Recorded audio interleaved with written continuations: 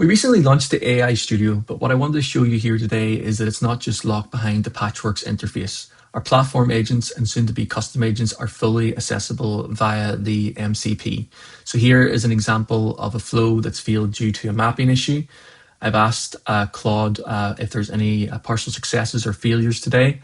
It's then going to ask me to kind of dive into it deeper to find out what the problem is, which of course I want to do. So I'm going to ask it to find the latest problems and tell me the root cause. So it'll find the problems, tell us what the issue is, it'll try and triage it, and then this is where we can actually use our implementation agent to try and fix the problem. So here's the root cause, similar to the error message around the rate field. It's telling us what the problem is in terms of its string instead of number, and basically what's happened and how to fix it. We can then ask our implementation agent to actually fix the problem and show a type of self-healing where it's reading the data and making the changes based on it.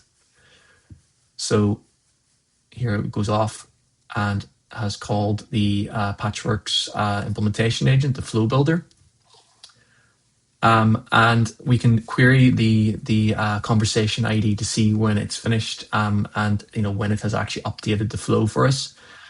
Or we can refresh the page here. And as you see, the map now has a transform in the middle to cast that to a float, to a number instead of the original string, which was causing the problem.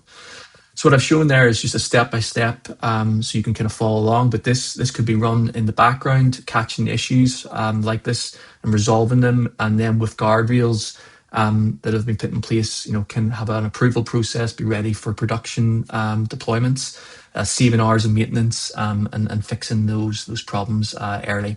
Thanks for watching.